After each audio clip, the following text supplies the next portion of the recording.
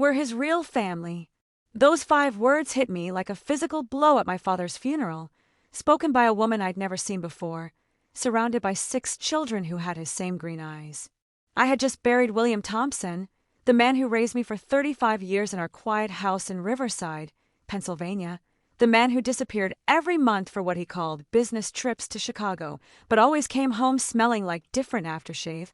carrying stories that never quite added up. That cold February evening, alone in his empty study, I sat on the floor and opened his worn leather briefcase for the first time, looking for insurance documents my grief-stricken mother needed, when my fingers found something that made my heart stop: 2 sets of house keys I'd never seen before, each attached to key rings with addresses written in his careful handwriting, addresses that weren't ours. For 3 decades, I had listened to the sound of his suitcase wheels rolling across our hardwood floors every 3rd Thursday of the month, watched him pack the same brown briefcase, kissed him goodbye at the front door, and spent the lonely weekends that followed wondering why I wasn't enough to make him want to stay home. I carried that wound for years, the daughter who couldn't compete with whatever work demanded his absence, the child who learned to expect abandonment disguised as responsibility. My name is Jessica, and this is the story of how a funeral, a briefcase full of secrets, and 7 strangers who shared my father's blood taught me that sometimes the biggest betrayals hide the most complicated truths about love, and how one terrible discovery at a cemetery changed not just my understanding of my father, but brought together families who never knew they existed. Before I tell you how those 2 sets of keys led me to a truth that shattered and rebuilt my world, subscribe and share this story with someone who knows what it's like to love someone who is never fully present. And please, comment below telling me what city you're watching from. I love connecting with daughters and sons from all over the world who understand what it means to carry questions you're afraid to ask. What happened in the weeks after that funeral taught us that sometimes loving someone means accepting the parts of their life you never knew existed. The brass clasps of my father's briefcase had always been off limits, clicking shut with a finality that said, "Adult business. Not for you." But now, sitting cross-legged on the Persian rug of his study with my black funeral dress spread around me like a dark flower, those same clasps opened under my trembling fingers with a soft whisper that seemed to exhale 30 years of held secrets. The leather was worn smooth in places where his hands had gripped it, still carrying the faint scent of his cologne mixed with something else, something unfamiliar and floral that I couldn't place, like perfume that didn't belong in our house. Inside, nestled between manila folders and business cards, my fingers found the cold metal of keys I'd never seen before, 2 complete sets attached to key rings that bore addresses written in his precise handwriting. 1247 Oak Street, Chicago, and 892 Maple Drive, Chicago. Addresses that meant nothing to me but everything to someone, addresses that represented doors I'd never walked through, homes I'd never seen, lives that existed parallel to ours like some impossible mirror world. How many secrets can one man carry in a single briefcase? I wondered, as I held those keys up to the lamplight and watched them catch the golden glow.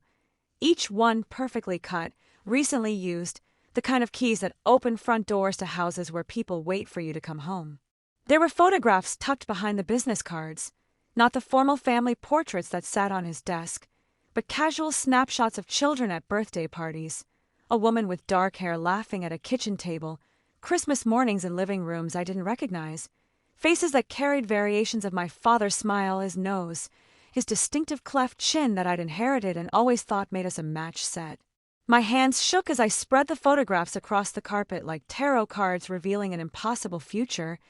each image a window into moments that happened while I was here in Riverside,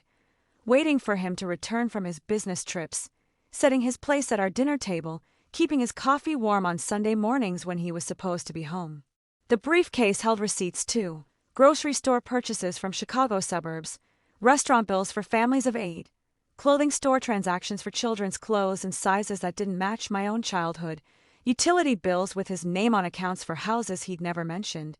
a paper trail of a life lived completely separate from the one I'd known, lived simultaneously with ours like some impossible mathematical equation where one man could equal 2 families. There were birthday cards in there too, dozens of them, signed with "Love, Dad," in his familiar handwriting, cards for children named Michael, Sarah, Daniel, Emma, Christopher, and Rebecca.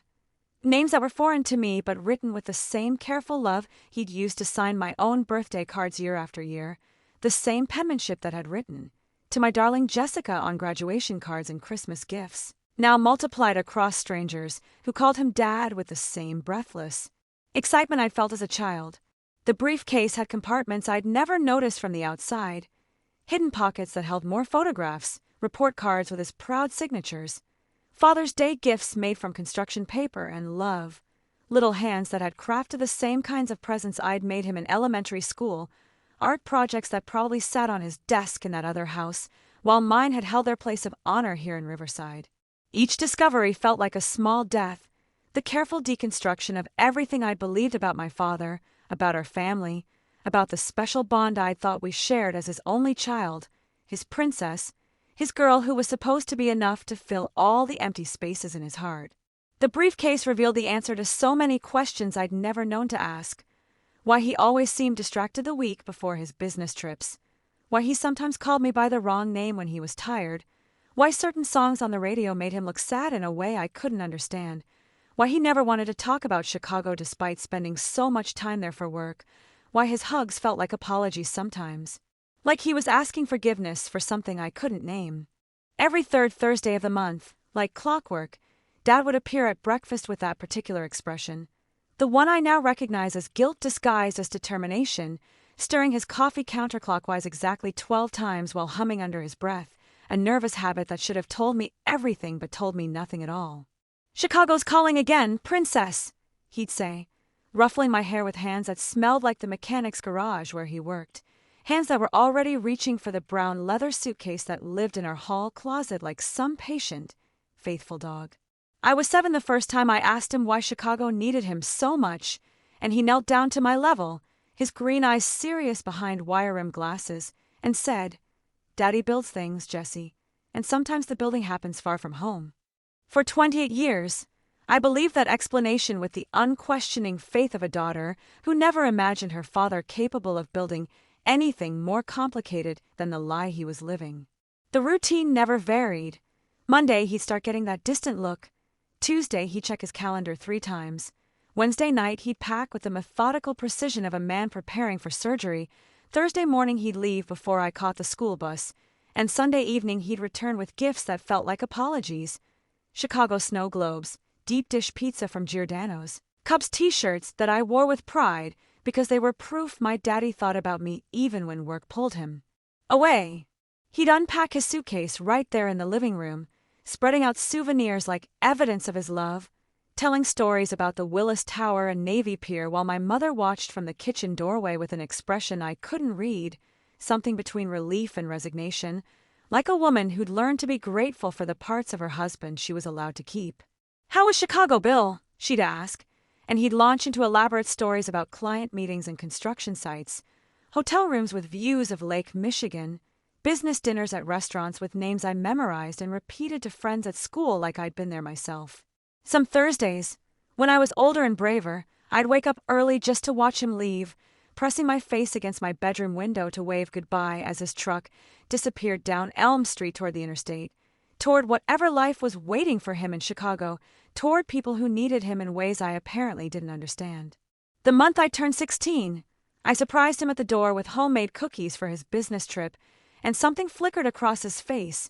Panic, maybe, or the split-second confusion of a man trying to remember which daughter he was supposed to be, which family was watching him leave. "These are perfect, honey," he said, but he held the tin like it might explode, like my gesture of love was somehow dangerous in ways I couldn't comprehend. I started keeping a calendar that year, marking his departures with red X's and his returns with gold stars, creating a visual pattern of absence and presence that looked like Morse code for a message I couldn't decode.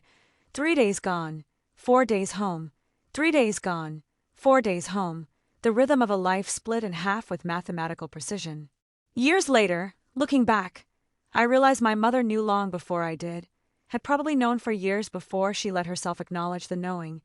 choosing willful blindness over the kind of confrontation that destroys families, choosing to love the man who came home rather than interrogate the one who left. But I was 18 and naive and desperately in love with the father who brought me Chicago deep dish pizza and called me Princess, So when he said the construction company needed him every month like clockwork, I believed him the way children believe in Santa Claus. Not because the story makes sense, but because the alternative is too heartbreaking to consider.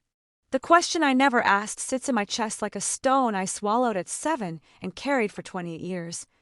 Dad, what if I don't want you to go? But good daughters don't trap their fathers with selfish demands. Good daughters smile and wave and pretend that monthly abandonment feels like love. Good daughters learn early that needing too much makes you the kind of burden men leave behind. I perfected the art of not asking.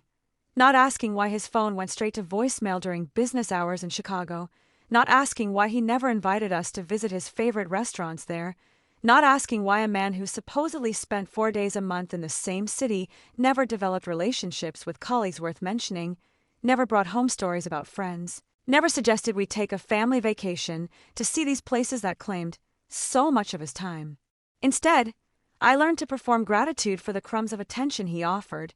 to treat his departures like gifts I was privileged to give rather than losses that carved pieces from my heart every month like some twisted ritual sacrifice. When I was 12 and Ashley Morrison's father took her to Bring Your Daughter to Work Day, I mentioned it to Dad over breakfast, casual as breathing, hoping maybe he'd take me to see these mysterious Chicago construction sites that needed him so desperately, but something shuddered behind his eyes like curtains closing against unwanted light, and he said, "My work isn't really suitable for little girls, Princess," in a voice that meant the subject was closed forever. That's when I learned to stop wondering what he did in Chicago and start wondering what was wrong with me that made his work more important than showing me off, more compelling than teaching me about the business that put food on our table and paid for my dance lessons and birthday parties. I became an expert at reading his mood in the days before departure. The way he'd drum his fingers against his coffee mug on Monday mornings, the way he'd stare at the calendar on Tuesday like it held some terrible prophecy,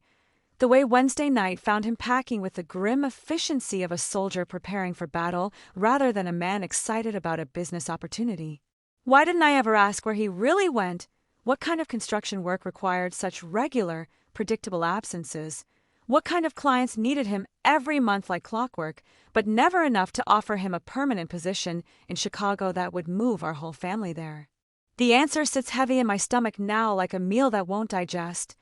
I was afraid that asking the right questions would give him permission to stop coming home at all, that my curiosity might reveal something so terrible it would shatter the careful fantasy we'd built around his absences, that learning the truth might cost me the father I had instead of giving me the father I wanted. So I trained myself to be satisfied with the version of Dad who returned on Sunday evenings, bearing gifts and guilt in equal measure, who sat through my school plays and soccer games with the intense focus of a man trying to memorize moments he might not deserve,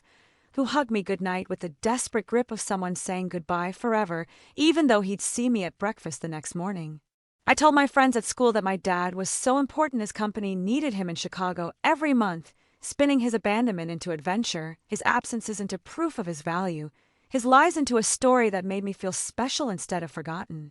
But children know things their minds refuse to process, and some part of me always understood that men who love their families don't develop patterns of leaving that feel more reliable than their patterns of staying, don't perfect the art of departure like it's a skill worth mastering, don't return home looking relieved and guilty in equal measure like they've been pardoned from a crime they committed willingly. The daughter, who never asked, grew up to be a woman who specialized in not seeing what was right in front of her, who learned to love people exactly as much as they'd allow and never 1 degree more, who perfected the art of making peace with being someone's second choice without ever admitting that's what she was doing. My mother knew, and the knowing lived in her hands, the way she gripped the edge of the kitchen counter when Dad announced another Chicago trip, knuckles white against the blue Formica like she was holding on to something that kept trying to slip away, the way she'd fold his laundry with mechanical precision the night before he left, creasing his shirts with sharp, angry edges that spoke louder than any argument they never had. Margaret Thompson was not a woman who asked questions she didn't want answered, not a wife who dug through pockets or checked phone bills or followed paper trails that might lead to places her heart couldn't survive visiting. But she was a woman who watched, who noticed, who filed away inconsistencies like a detective building a case she'd never present in court because the verdict was too devastating to speak aloud. I was 25 and home for Christmas when I first saw the cracks in her careful facade, sitting at her kitchen table wrapping presents while she made his favorite coffee cake, the one she only baked when he was leaving for Chicago, like a ritual offering to gods who controlled his return. "Mom," I said, "do you ever wonder what Dad's work friends are like? I mean, he's been going there for decades, but never talks about the people." She stopped stirring the batter mid-motion, wooden spoon suspended in air like she'd forgotten how to complete the action, and for just a moment her face showed something raw and unguarded, something that looked like relief at finally being asked the question she'd been carrying alone for years. "Your father," she said slowly, choosing each word like she was defusing a bomb, "has always been a man who keeps his work and his family separate. Some men are like that." But her voice held the tremor of a woman who'd convinced herself that explanation was sufficient, who'd spent years practicing that response until it sounded almost true, even to her own ears. Some wives choose not to see what they can't change, I realize now, and my mother was an artist of selective blindness, a master of looking directly at evidence and choosing to see something else entirely. She'd learned to interpret his guilt as dedication, his secrecy as protection, his monthly disappearances as proof of how hard he worked to provide for us rather than how hard he worked to escape us. The signs were everywhere once I learned to look for them, the way she'd clean house like a woman preparing for inspection during his Chicago weeks, scrubbing floors that were already spotless and organizing closets that didn't need organizing, staying busy enough to avoid thinking too deeply about what her husband might be doing 400 miles away. She kept a separate checking account I only discovered after Dad died,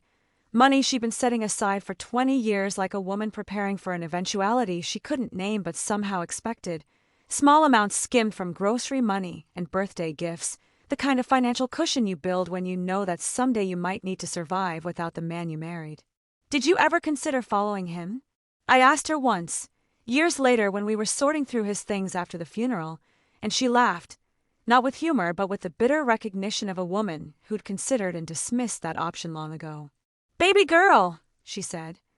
"some doors are better left closed. Sometimes knowing destroys more than not knowing ever could." She developed an entire philosophy around willful ignorance,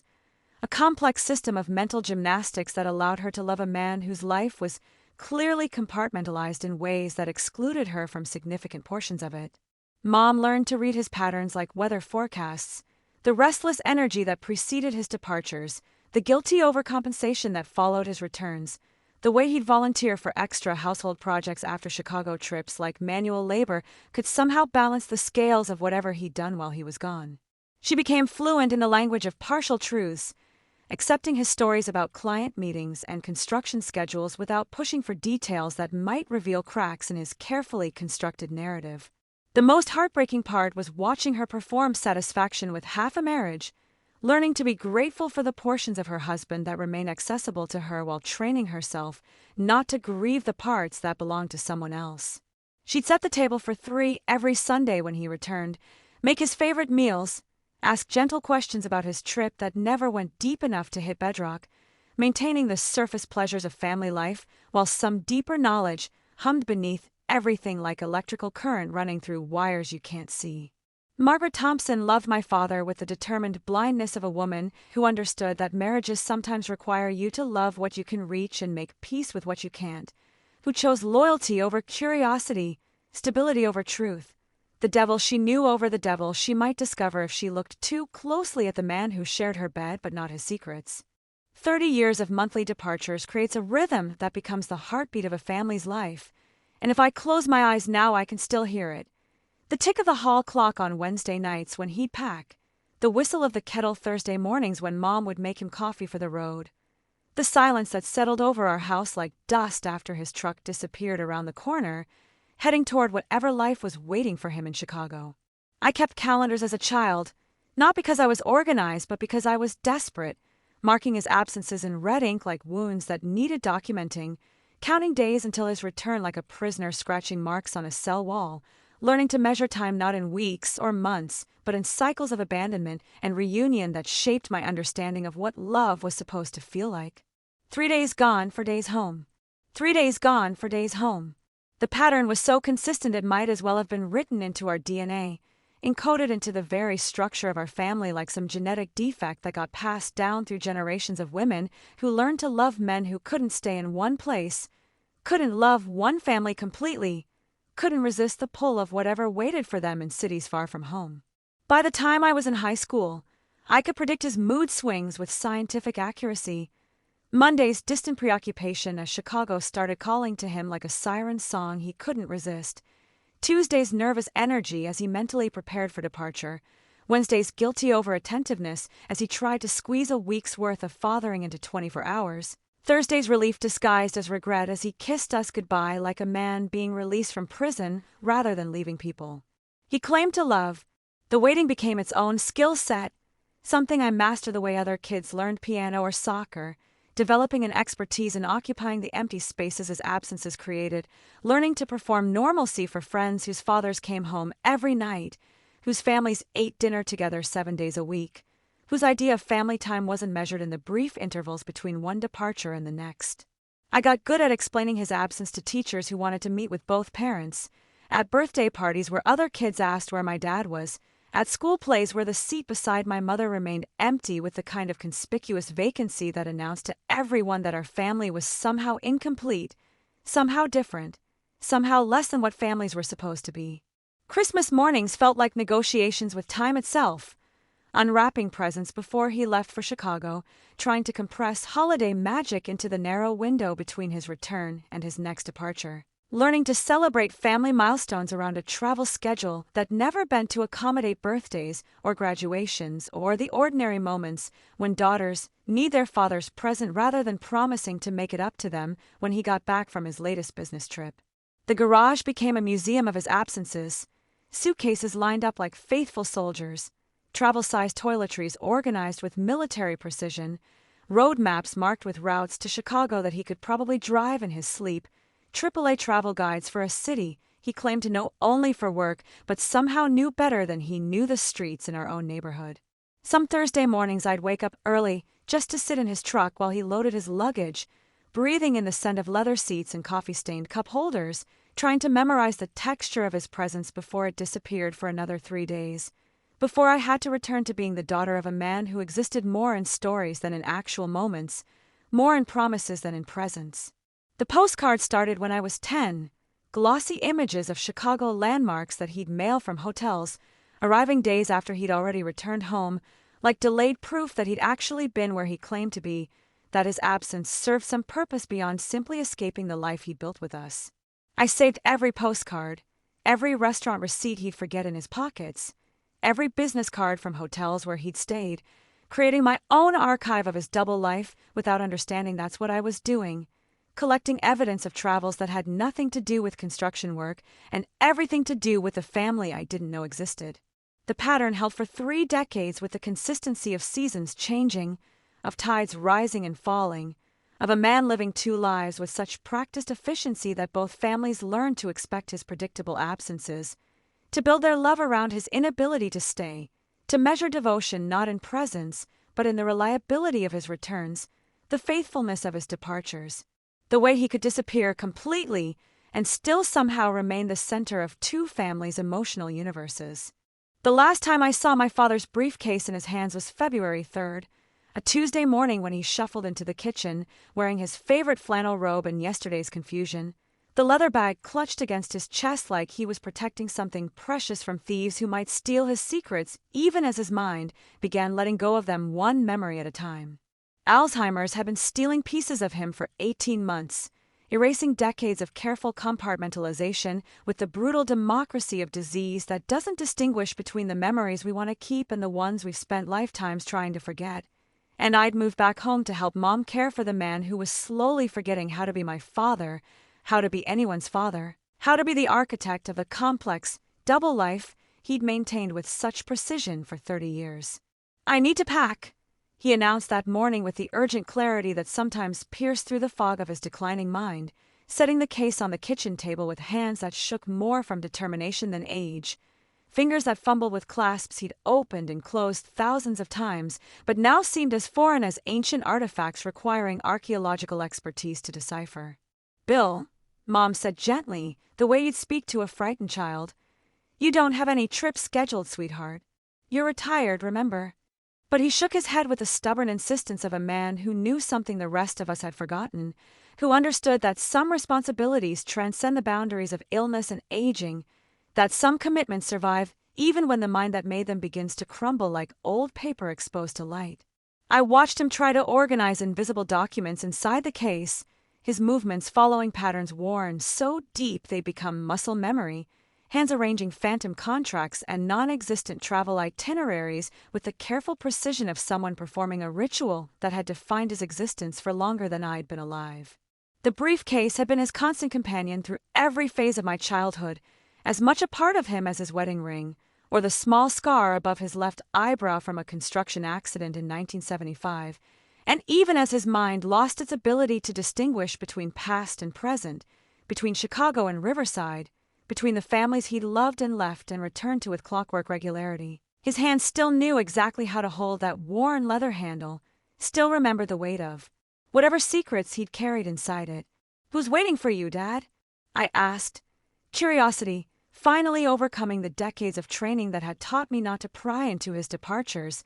not to question the necessity of his absences, not to demand explanations that might reveal more than any of us were prepared to handle. He looked at me, then with eyes that flickered between the present moment and some distant timeline where I was 7 years old, and he was still the man who brought me snow globes and deep dish pizza,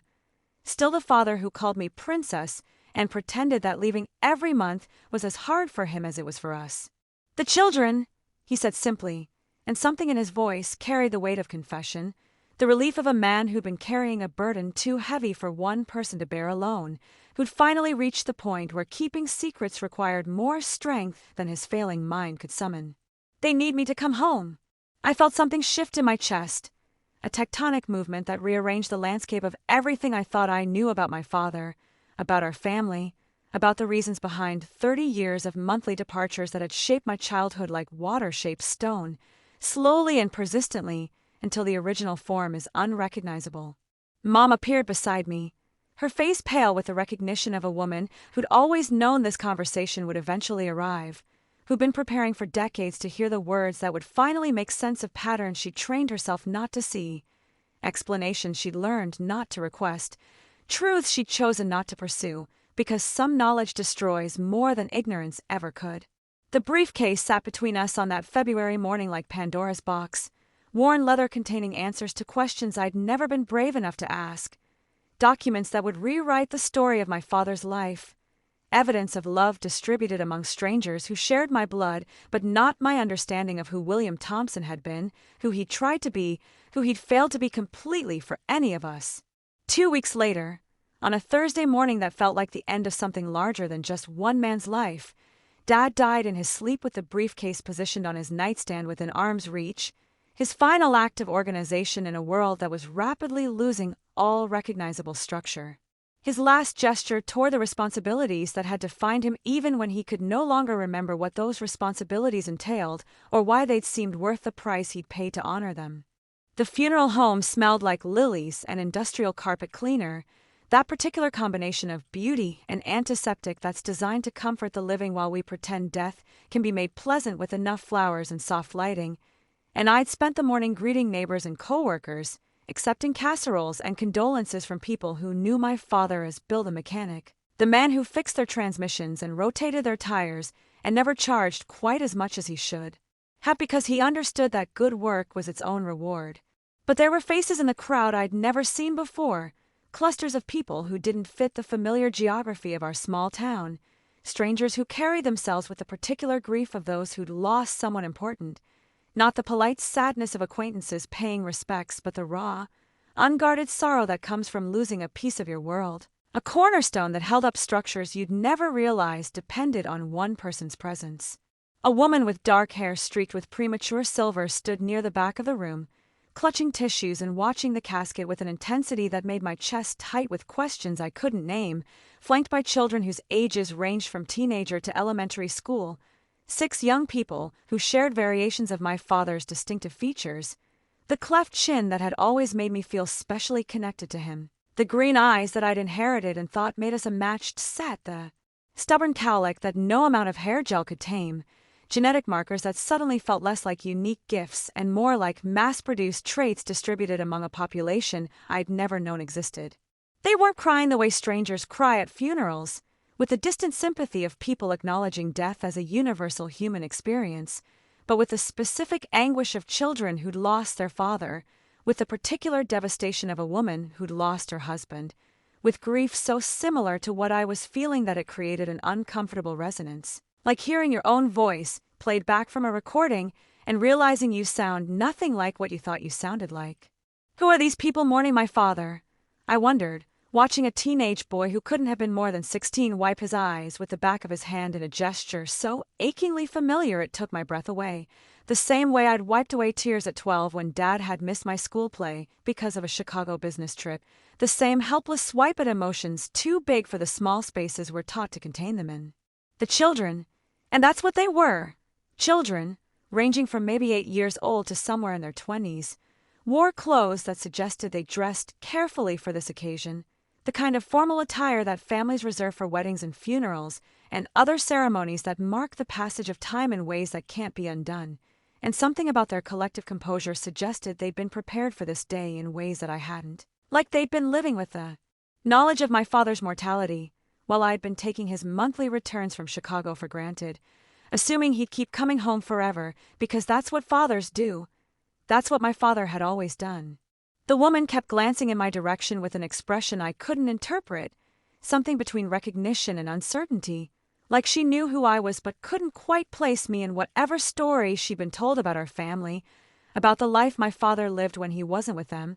about the daughter in Pennsylvania who existed in whatever version of the truth he'd shared during the years they'd known him. I found myself studying their faces like photographs in a museum, trying to decode the relationships between them, trying to understand why they moved together with the unconscious choreography of people who'd shared meals and holidays and ordinary Tuesday afternoons, why their grief felt orchestrated rather than individual, why they seemed to know exactly where to stand and how to behave in a funeral home that should have been foreign territory if they were simply business associates or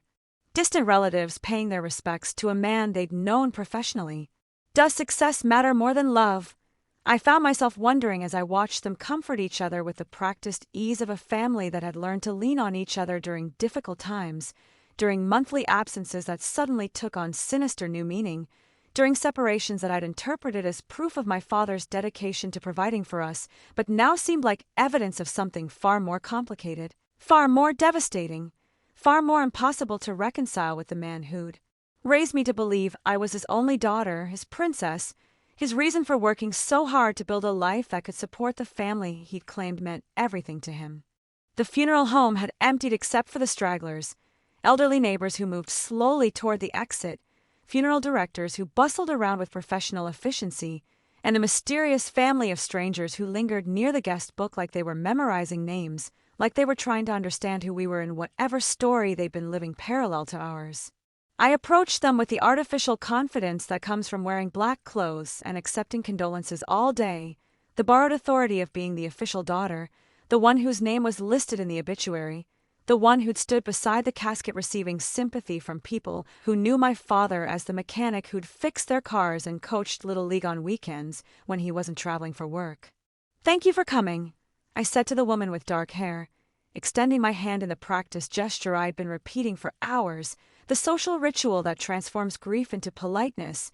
that makes death manageable by wrapping it in familiar protocols of introduction and acknowledgement, gratitude and closure that helps everyone pretend we know how to handle the impossible reality of someone being gone forever. She looked at me with eyes that carried 30 years of secrets, with the expression of someone who'd been dreading this conversation and preparing for it simultaneously. And when she spoke, her voice held the weary resignation of a woman who'd run out of strength to maintain pretenses that had required more energy than she'd ever imagined when she'd first agreed to live half a life with a man who belonged partially to someone else. "We're his real family," she said simply, and those 4 words hit me like a physical blow, like stepping off a curb you didn't see coming, like discovering that gravity works differently than you'd been told your entire life, rearranging the fundamental architecture of everything I believed about my father, about our family, about the 35 years I'd spent thinking I understood who I was in relationship to the man who'd just been lowered into the ground.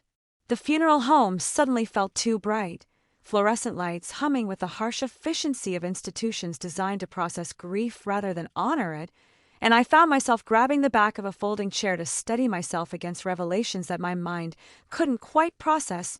couldn't quite accept, couldn't quite reject, because the evidence was standing right in front of me in the form of 6 children who shared my father's genetic signature, who'd inherited his smile and his stubborn chin, and his way of tilting his head when he was thinking, physical proof of a life he'd lived completely separate from the one I'd known. Real family, I repeated, and my voice sounded foreign to my own ears, like someone else was speaking through my mouth. Someone who just learned that words like real and family could be weapons when deployed by people who'd spent decades loving the same man you'd loved, who'd shared holidays and birthdays and ordinary Tuesday dinners with a father you thought belonged primarily to you, who'd waited for his returns from business trips to Pennsylvania the way you'd waited for his returns from business trips to Chicago. The woman, and I couldn't call her by name because she hadn't offered it, because this conversation existed outside the normal boundaries of social introduction, because we were both too stunned by the collision of our separate worlds to remember basic human courtesy,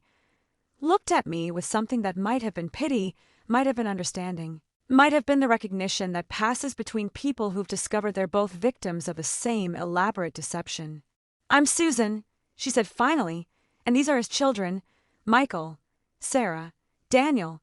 Emma, Christopher, and Rebecca." Each name landed like another small death. Another piece of evidence that the man I'd called Dad had been distributing his fatherhood among strangers, had been saying goodnight to children whose existence I'd never suspected while I'd been setting his place at our dinner table, had been attending school plays and soccer games and graduation ceremonies for kids who'd never known they had a half-sister in Pennsylvania who spent her childhood wondering why she wasn't enough to keep him home. Empty apartment, cold coffee, silence. That's what waited for me after the funeral home finally closed, after the last guests had offered their condolences and driven away into the February darkness, after I'd loaded the flower arrangements into my car and driven home to the house where my father had lived his other life, the one that didn't include monthly trips to Chicago, the one that didn't include Susan and Michael and Sarah and Daniel and Emma and Christopher and Rebecca, the one that suddenly felt like the secondary location, the consolation prize, the life he'd maintained because obligation demanded it rather than because love made it irresistible. The briefcase sat on Dad's desk like an accusation, worn leather that had absorbed 30 years of secrets, and now seemed to pulse with the weight of revelations I wasn't sure I had the courage to confront. But Susan's words echoed in the empty house with the persistence of smoke alarms that won't stop screaming until you acknowledge the fire that's been burning in rooms you didn't know existed. Metal cold in hands, addresses on tags. That's what I found when I finally worked up the nerve to open the brass clasps that had been forbidden territory my entire life, when I reached past the manila folders and business cards into compartments that felt like archaeological dig sites, like excavating the remains of a man I'd thought I knew completely but apparently had never known at all. The first set of keys was attached to a simple silver ring with an address label written in Dad's careful handwriting. 1247 Oak Street, Chicago, Illinois, followed by a phone number I didn't recognize, digits that represented a life lived parallel to ours with the same meticulous organization he'd brought to everything else, the same attention to detail that had made him an excellent mechanic and apparently an expert at maintaining separate households 400 miles apart. The metal was warm from being carried in his pocket, worn smooth in places where his fingers had gripped them during the monthly transitions between his two lives, between the man who lived in Riverside, Pennsylvania with Margaret and Jessica, and the man who lived in Chicago with Susan and Michael and Sarah and Daniel and Emma and Christopher and Rebecca, names that had become a litany of betrayal, a roster of strangers who'd shared more of my father's daily life than I'd ever been allowed to. Access. The second set of keys was heavier, attached to a key ring shaped like a Cubs logo that I'd seen him carry for years without understanding its significance, assuming it was just another Chicago souvenir like the snow globes and deep dish pizza he'd brought home as proof of his business trips, evidence of his dedication to work that took him away from us every month but always brought him back, bearing gifts that felt like apologies for absences we'd learned to accept as normal. 892 Maple Drive, Chicago, Illinois, read the second address label, and something about having 2 sets of keys to 2 different Chicago addresses made the magnitude of his deception finally impossible to deny. made it clear that this wasn't a simple affair or a momentary lapse in judgment, but a completely parallel existence that had required the kind of planning and organization that most people reserve for running multinational corporations or coordinating military operations. Do I really want to know the truth? I wondered as I held both sets of keys up to the lamplight, watching them catch the golden glow like evidence in a crime scene, like artifacts from an archaeological expedition that had uncovered a civilization no one had known existed. Proof of a man who'd managed to be fully present in two different lives simultaneously without either family realizing they were sharing him with strangers who had equal claim to his love, his time, his attention, his promises. To be the kind of father and husband they deserved. The keys felt heavier than their actual weight, loaded with the responsibility of decisions I wasn't prepared to make. Whether to drive to these addresses and see for myself the houses where my father had lived his other life, whether to confront the physical reality of bedrooms where he'd slept,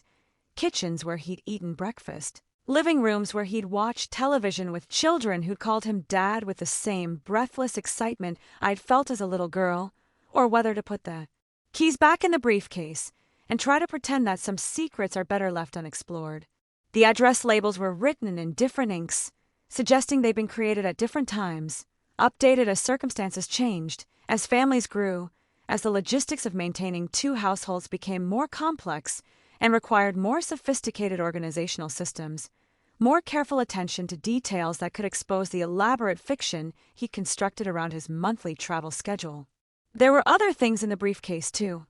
Receipts from grocery stores in Chicago suburbs, restaurant bills for parties of 8, utility payments for houses I'd never seen, school tuition payments for children whose names I was just learning, a paper trail that documented a complete life lived in the spaces between his departures from Pennsylvania and his returns. Evidence of a man who'd managed to be completely present for two different families by being strategically absent from each of them in predictable, manageable cycles. The keys represented more than just access to buildings. They were symbols of trust, of belonging, of being considered important enough to have unrestricted entry to someone's private spaces, and the fact that my father had carried keys to houses I'd never seen, had been trusted with the security of homes where strangers had waited for his return the way I'd waited for his return, made me realize that I'd been living my entire life as a supporting character in a story where I'd thought I was the protagonist. The drive to Chicago took 4 hours and 37 minutes, long enough to change my mind 17 times about what I was doing, long enough to rehearse conversations I'd never have the courage to initiate, long enough to imagine scenarios ranging from tearful reconciliation to violent confrontation, and short enough that I arrived at 1247 Oak Street before I'd figured out what I was actually hoping to accomplish by standing on the doorstep of my father's secret life carrying the briefcase. That had revealed more about him in death than 35 years of living with him had ever managed to expose. The neighborhood was exactly what I'd imagined and nothing like I'd expected. Tree-lined streets with modest 2-story houses that looked like they'd been designed for families who valued stability over status. Front yards with swing sets and basketball hoops and gardens planted by people who expected to stay long enough to see their flowers bloom year after year, the kind of suburban normalcy that I'd grown up with in Pennsylvania. The kind of place where my father had apparently been living. A completely parallel version of the life he'd shared with us. Is this revenge or painful love? I wondered as I sat in my car across the street from the house with green shutters and a wraparound porch, studying the physical evidence of 3 decades of deception, trying to reconcile the man who'd lived here with children who'd called him dad with the man who'd raised me to believe I was his princess, his only daughter, his reason for working so hard to provide for the family that supposedly meant everything to him. The briefcase sat on the passenger seat like a witness, like evidence in a trial where I was simultaneously prosecutor and defendant, judge and jury, trying to determine whether my father deserved condemnation or understanding, whether his ability to love 2 families simultaneously made him a monster, or simply a man who'd gotten trapped in circumstances that spiraled beyond his control until maintaining the lie became easier than confronting the truth. There was a woman working in the garden, Susan. I realized with a jolt of recognition that felt like touching an electric fence, the same dark hair streaked with silver I'd seen at the funeral, the same careful movements of someone tending to living things that depend on consistent attention, regular care, the kind of nurturing that requires presence rather than promises. Commitment rather than compensation in the form of snow globes and deep dish pizza, brought home as proof of love that existed primarily in the spaces between departures and returns. Do I really want to know the truth? I asked myself again as I watched her plant bulbs that wouldn't bloom until spring, flowers that my father would never see because death had finally made his absence permanent rather than temporary, had finally forced him to choose between his families by removing him from both of them with the democratic brutality that makes grief universal even when the circumstances that created it are devastatingly unique. The house looked lived in rather than visited, looked like a place where someone had invested in the kind of improvements that come from expecting to stay rather than planning to leave, and I could see evidence of my father's handiwork in the carefully constructed planter boxes, the professionally installed front steps, the attention to detail that had always made him an excellent mechanic and, apparently, an excellent provider for families that existed in completely separate orbits around his monthly travel schedule. Children's bicycles leaned against the garage, ranging from a small pink bike with training wheels to a mountain bike that looked like it belonged to a teenager, physical proof of the passage of time I'd missed, birthdays and Christmas mornings and first days of school that had happened while I was setting his place at our dinner table, waiting for him to return from business trips that had never been about business at all, that had always been about coming home to a different version of family, a different understanding of what love looked like when it had to be rationed among people who didn't know they were sharing it. The briefcase contained everything I needed to walk up to that front door and demand explanations, demand acknowledgement, demand some kind of accounting for 30 years of strategic absence that had shaped my understanding of love and abandonment and what it meant to be someone's daughter when being their daughter apparently wasn't enough to earn their complete presence, their undivided attention, their full commitment to the life they created with the woman who'd spent 3 decades wondering why she had to share her husband with work that required such regular, predictable absences. But sitting in my car across from 1247 Oak Street, watching Susan plant flowers in soil that my father's hands had probably prepared, seeing bicycles that belonged to children who'd grown up calling him Dad while I'd grown up missing him, I realized that revenge and love aren't always opposites. That sometimes the most painful truth is discovering that the people who've hurt us most profoundly are also the people who've loved us most completely, just not exclusively, just not in the ways we needed them to love us, just not with the kind of singular devotion that would have made their absences feel like sacrifice rather than abandonment. Susan opened the door like she'd been expecting me, like she'd been watching from her living room window as I sat in my car for 20 minutes gathering courage I didn't know I possessed. And when our eyes met across the threshold of her front porch, I saw recognition that went deeper than the brief introduction we'd shared at the funeral. I saw the exhausted relief of a woman who'd been carrying secrets too heavy for one person to bear alone, who'd been waiting 30 years for this conversation, even though she'd probably hoped it would never be necessary. "Jessica," she said, and my name in her voice sounded different than it had ever sounded before, weighted with knowledge of who I was in relationship to the life she'd built with my father, the life that had existed parallel to mine with such careful precision that neither of us had known about the other until death made hiding impossible, until grief forced us to acknowledge that we'd been loving the same man from different locations, different understandings, different assumptions about what exclusivity meant in marriage, in parenthood, in the promises people make when they claim they want to build a life together. The briefcase felt impossibly heavy in my hands as I followed her into a living room that looked exactly like something my father would have chosen. Comfortable furniture arranged around a television that dominated one wall, family photographs covering every available surface, children's artwork taped to the refrigerator visible through the kitchen doorway, the accumulated evidence of a life lived completely, normally, without the strategic absences that had defined my understanding of what family looked like when fathers had to divide their attention between work and home, between presence and absence, between the children they raised and the children they visited on schedules that never quite felt like enough. "I brought his things," I said, setting the case on her coffee table between us like evidence in a trial where we were both plaintiff and defendant, both victim and witness, both trying to understand how a man we loved completely had managed to love us incompletely, how someone we'd trusted with our hearts had distributed that trust among strangers whose existence we'd never suspected, whose needs had apparently been as compelling as our own. Briefcase between two women who loved same man. That's what this moment was. That's what 30 years of careful deception had led to. Two women sitting across from each other in a living room filled with photographs of the same green eyes,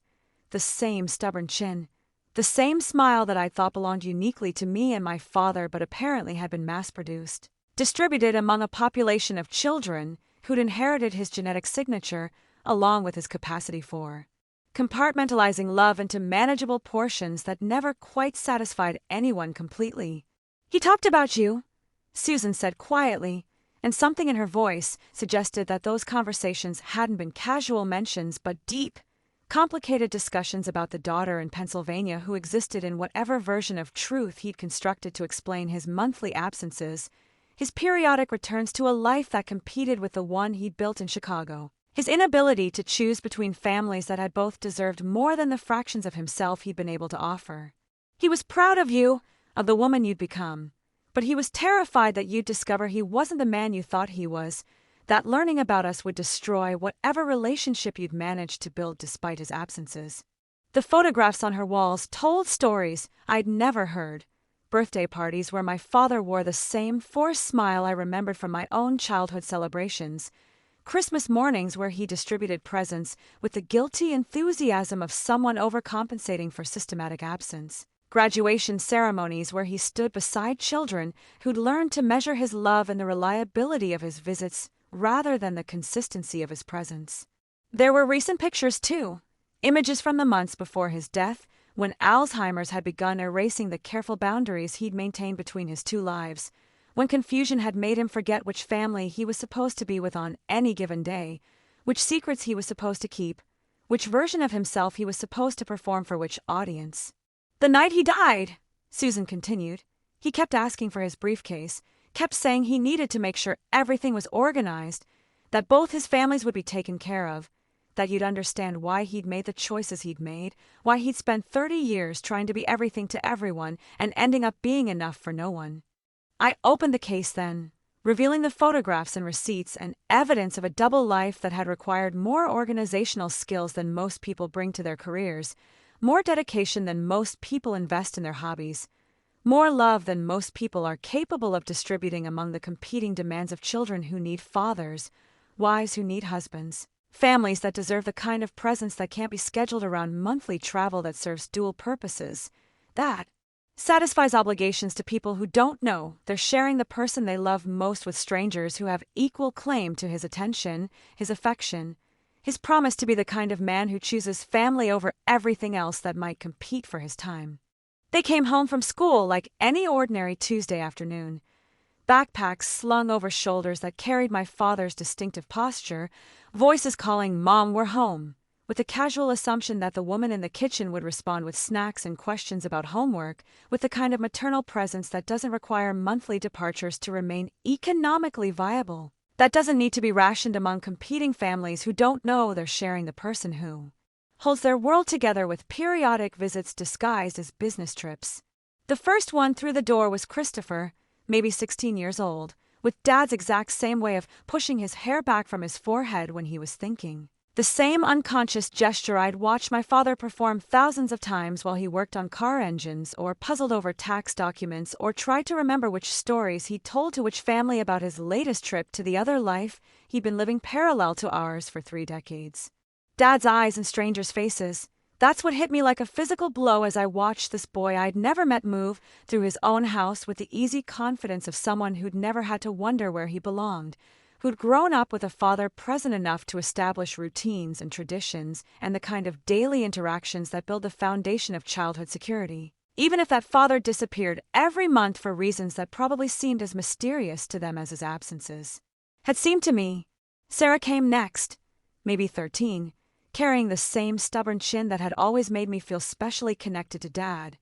That genetic signature I'd thought marked me as uniquely his daughter, his princess, his girl who'd inherited his most distinctive physical feature along with his tendency toward quiet determination, his way of setting his jaw when he'd made a decision that couldn't be changed by argument or pleading, or the kind of emotional manipulation that desperate children sometimes attempt when they're trying to keep their fathers from leaving for Chicago,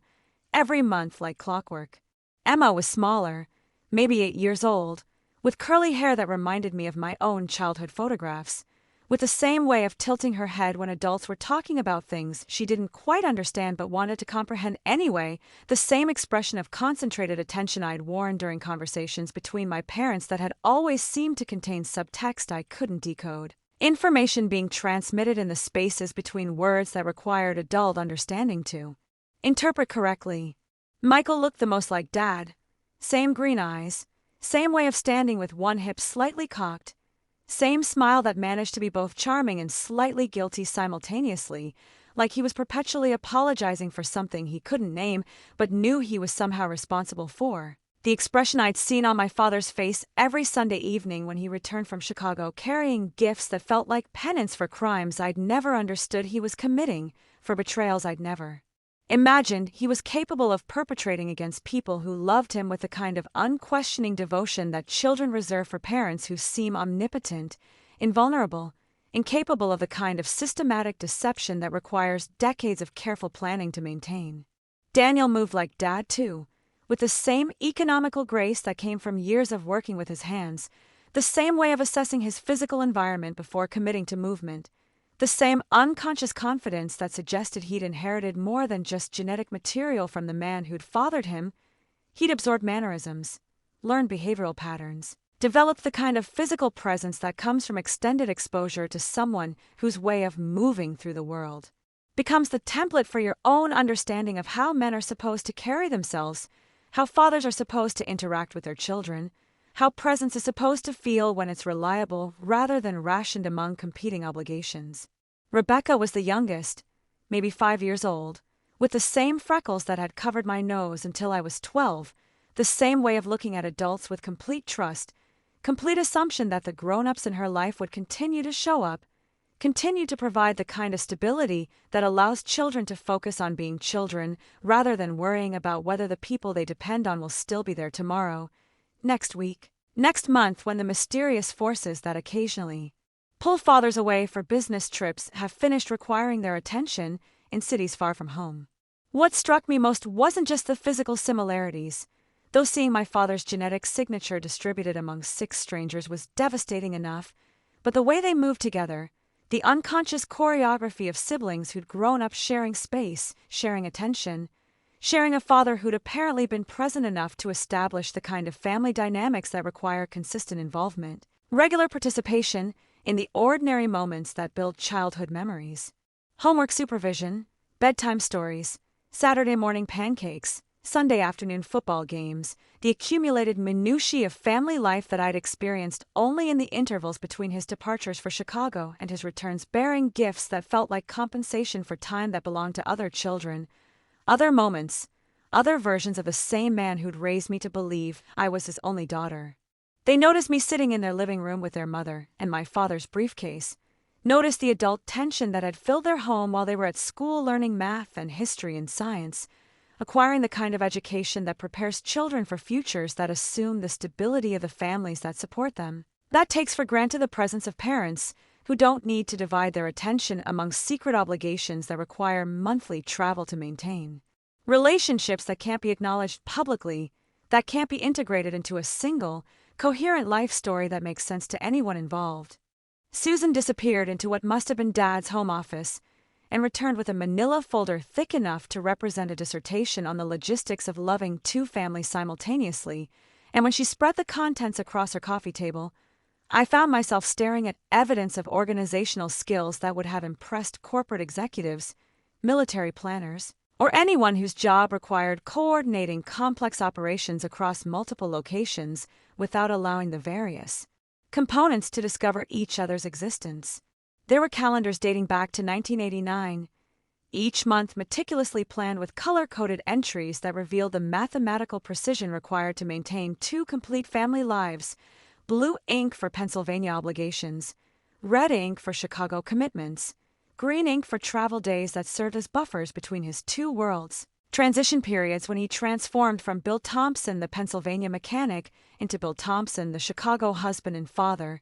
shedding one identity and assuming another with the practiced ease of an actor who'd been performing the same dual role for 3 decades without missing a single cue. Timeline of 2 families, 2 lives. That's what these documents represented. That's what my father had been managing with the kind of attention to detail that most people reserve for their most important professional responsibilities.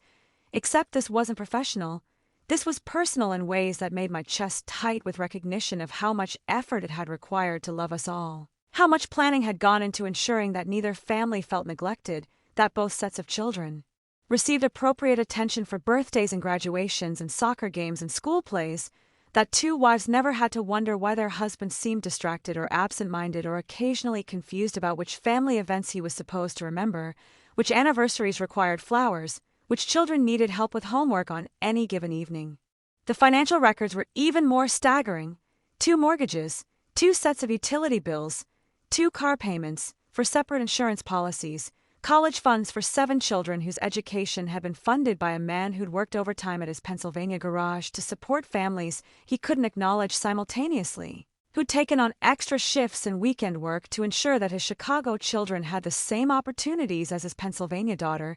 that no one suffered economically. From his inability to choose between the lives he'd created in different states, different time zones, different understandings of what marriage and fatherhood were supposed to look like when practiced with complete commitment. There were school records, too. Parent-teacher conferences scheduled around his monthly Chicago trips, attendance at basketball games and dance recitals and science fairs that had required him to leave Pennsylvania early or return late, adjustments to his travel schedule that I'd interpreted as work demands but now realized were paternal obligations to children whose existence I'd never suspected, whose achievements he'd celebrated with the same pride he'd shown for my accomplishments, whose failures he'd helped them navigate with the same patience he'd shown me during my own struggles with algebra and adolescence, and the ordinary crises that define childhood for kids who assume their fathers will always be available to provide guidance, support, unconditional love distributed among all their children rather than rationed according to geographical proximity. The correspondence files contained duplicate birthday cards, identical Christmas gifts purchased in both Pennsylvania and Illinois, evidence of a man who tried to ensure that neither family felt less loved than the other, that both sets of children received equivalent expressions of paternal affection, even though the logistics of maintaining emotional equity across 2 households had required the kind of organizational sophistication that most people would find exhausting after a month, let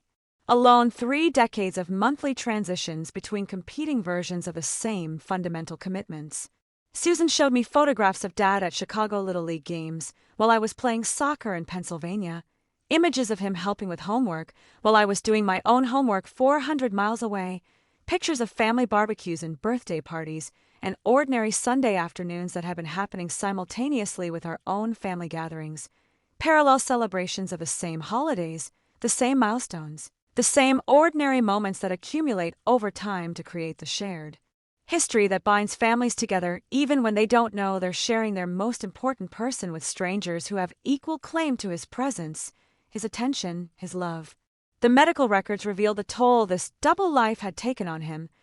high blood pressure that had started in his 40s, heart medication that he'd hidden from both families to avoid questions about stress levels that seemed inconsistent with the relatively peaceful existence he appeared to be living, therapy sessions with a counselor in Chicago who'd helped him manage the guilt and anxiety that came from loving 2 families completely while being unable to be completely present for either of them, from carrying secrets that required him to lie to the people he loved most about the people he loved equally. There were legal documents, too. 2 wills, 2 life insurance policies, careful estate planning that had been designed to ensure both families would be financially secure after his death, arrangements that had been made with lawyers who'd probably never encountered a client whose primary concern was distributing his assets equitably among children who didn't know about each other's existence, among wives who'd never met until grief forced them to acknowledge they'd been sharing the same husband for 30 years without realizing they were part of a larger story than either of them had understood they were living.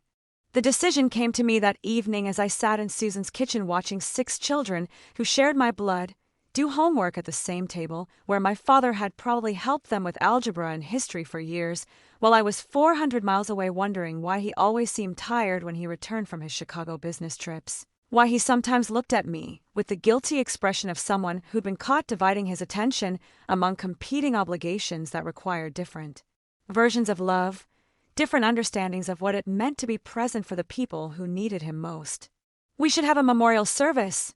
I said suddenly, the words surprising me as much as they surprised Susan, who looked up from the cup of coffee she'd been stirring with the mechanical precision of someone trying to process revelations too large for any single conversation, trying to understand how two women who'd never met could suddenly find themselves comparing notes about the same man, the same marriage, the same fatherhood experience from different perspectives, different states, different assumptions about exclusivity in relationships that had apparently been anything but exclusive. "All of us together," I continued, and something about saying it out loud made the idea feel less impossible, less like the kind of crazy scheme that grief produces when people can't figure out how to process loss that comes with complications most people never have to navigate, when death reveals secrets that rewrite everything you thought you knew about the person you're mourning,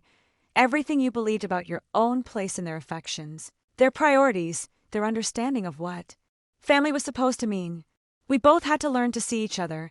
That became clear as we spent the next 3 hours making phone calls to my mother, to funeral directors, to relatives who would need explanations for why Dad's memorial service would include strangers who claimed to be family, who had apparently been family for 30 years without anyone in Pennsylvania knowing they existed, without anyone in Chicago knowing that their husband and father had another complete life running parallel to theirs with mathematical precision that had required organizational skills most people couldn't sustain for 30 days, let alone 30 years of monthly transitions between competing versions of the same fundamental commitments. The memorial service took place the following Saturday in the community center of Dad's Chicago neighborhood, a neutral location that belonged to neither family but could accommodate both, that allowed us to gather without anyone feeling like they were invading territory that rightfully belonged to someone else, without the awkwardness that would have come from meeting in spaces where one family had decades of memories and the other had only the recent shock of discovering they'd been sharing their most important person with strangers who loved him equally, who trusted him completely, who'd organized their entire lives around his presence and his absence with the same faith that had characterized our own relationship with his monthly travel schedule. My mother came, pale and shaken but determined to meet the woman who'd been married to her husband for as long as she had, to see the children who'd called him Dad with the same breathless excitement I remembered from my own childhood, to understand how a man she'd loved for 37 years had managed to love someone else simultaneously without either wife feeling neglected, abandoned, or deceived until death made his double life impossible to maintain. The service itself became something neither family could have planned individually. A celebration of a man who'd somehow managed to be fully present for two completely separate versions of family life, who'd attended school plays in Pennsylvania and soccer games in Chicago, who'd helped with homework in both states, who'd celebrated birthdays and anniversaries and graduations with equal enthusiasm, even though the logistics of maintaining emotional equity across two households had required him to become an expert at compartmentalizing love, at transforming monthly departures into expressions of devotion rather than abandonment, at making absence feel like sacrifice rather than betrayal. Susan's children shared stories about the father who'd taught them to change oil and balance checkbooks, who'd shown up for parent-teacher conferences and taken them camping in Wisconsin, who'd been present for their ordinary Tuesday afternoons in ways that made his monthly trips to Pennsylvania seem like unfortunate but necessary work obligations, rather than visits to another family who had equal claim to his time, his attention, his promises to be the kind of father who chose his children over everything else that might compete for his affection. I talked about the man who'd brought me snow globes from Chicago, who'd missed some events but never missed the important ones, who'd seem tired sometimes but never too tired to help with projects or listen to problems or provide the kind of steady presence that had made his absences feel manageable, temporary, part of a larger pattern of devotion that included working extra shifts to pay for dance lessons and college tuition and all the ordinary expenses that accumulate when you're trying to provide for children who assume their security will continue indefinitely because their father has never failed to return from whatever mysterious work requires his periodic attention. What emerged from that memorial service was something none of us had expected, not forgiveness exactly, because forgiveness implies wrongdoing, and what Dad had done felt more complicated than simple betrayal, more like an impossible attempt to honor competing obligations that had spiraled beyond his ability to manage openly, honestly, with the kind of transparency that healthy relationships require but that his circumstances had made impossible to maintain without destroying multiple families, who'd built their lives around trusting him completely. 6 months later, I find myself sitting in Susan's kitchen again, but this time it feels like coming home rather than investigating a crime scene. This time the photographs on her walls include pictures of me and my mother alongside the Chicago children who'd been strangers until grief forced us to become something more complicated than family but more meaningful than friends. We'd become people who understood each other's loss with the kind of precision that comes from loving the same person differently, from sharing the specific heartbreak that comes when someone you trusted completely turns out to have been distributing that trust among strangers who had equal claim to his promises, his presence, his version of what devotion was supposed to look like when practiced across multiple households, multiple time zones, multiple understandings of what exclusivity meant in relationships that weren't exclusive but felt complete to everyone involved until death revealed the larger picture. None of us had been allowed to see. What secrets divide the families we could become? That's the question that haunts me now as I watch Christopher help my mother with her computer problems, as I see Rebecca teaching my mom how to braid friendship bracelets, as I observe the easy affection that has developed between people who should have been strangers but turned out to be connected by bonds more complex than simple blood relations, more enduring than geographical proximity, more meaningful than the accidents of birth that usually determine who we consider family and who we consider outsiders to our most intimate circles of belonging and obligation. The truth we've discovered together is that families aren't always chosen, but they aren't always accidental either. Sometimes they're revealed through circumstances that force us to acknowledge connections we never knew existed, relationships that were always there but hidden behind secrets that seemed necessary at the time, protective barriers that were designed to prevent exactly the kind of collision between worlds that we've learned to navigate with more grace than any of us expected when we first realized we'd been sharing the most important person in our lives with people whose names we'd never heard, whose existence had been carefully edited out of the stories we'd been told about where our father went when he wasn't with us, what he did during those monthly disappearances that had shaped our understanding of love as something that required periodic absence to remain economically viable, emotionally sustainable, practically manageable for men who'd gotten trapped in circumstances that spiraled beyond their ability to resolve honestly without destroying multiple families who'd organized their entire lives around trusting him completely. We've learned to love what we can reach and make peace with what we can't, to accept that some people are too big for single families, too complicated for simple explanations, too human to be reduced to categories like faithful or unfaithful, present or absent, devoted or neglectful, that sometimes the people who've shaped us most profoundly are also the people who've hurt us most deeply, not because they didn't love us, but because they loved us alongside other people who had equal claim to that love, equal need for presence that couldn't be divided without someone always feeling like they were receiving less than they deserved, settling for fractions when they'd assumed they were getting the whole person, the complete commitment, the undivided attention that healthy relationships require, but that our father had been unable to provide without disappointing someone, somewhere, somehow. The memorial service was just the beginning of what's become an ongoing experiment in expanded family, in choosing connection over division, in recognizing that grief shared becomes more manageable even when the circumstances that created it are unprecedented, even when the people who understand your loss best are the same people who represent the betrayal that makes that loss so complicated, so impossible to process according to normal patterns of mourning that assume the person you're grieving lived a life you understood, maintained relationships you were aware of, loved people whose existence didn't surprise you at their funeral, didn't force you to reconceptualize everything you thought you knew about the man who'd raised you, married your mother, promised to be present in ways he'd never quite managed to fulfill completely for any of the families who depended on him to be their anchor, their constant, their proof that some people can be trusted to stay even when staying, requires sacrificing opportunities that pull them toward other cities, other lives, other versions of the same fundamental commitments they'd already made to other people in other states who were also waiting for him to come home, to choose them, to prove that love means presence rather than presence, attention rather than compensation, the kind of reliability that doesn't require monthly departures to remain financially sustainable, emotionally manageable, practically possible for men who've Learn to measure devotion in cycles of absence and return rather than simple, constant availability. If after hearing my story about discovering I had 6 siblings I never knew existed, a stepmother who'd loved my father as long as my own mother had, and a family that had been waiting 30 years to meet us, you feel there's someone in your life you haven't fully seen, don't wait for a funeral to discover the connections that already exist. Tell me in the comments, what secrets do you think divide the families we could become? Is there someone in your world you've been sharing without realizing it? And don't forget to tell me what city you're watching from. I love knowing where my extended family is located around the world, because that's what we've all become through sharing these stories, through recognizing that the most complicated truths about love are often the ones that teach us the most about forgiveness, about connection, about the families we don't choose but somehow find ourselves grateful to have discovered. Sometimes the most devastating revelations lead to the most unexpected gifts. And sometimes learning to love people we never knew existed teaches us more about the capacity of human hearts than a lifetime of simpler relationships ever could.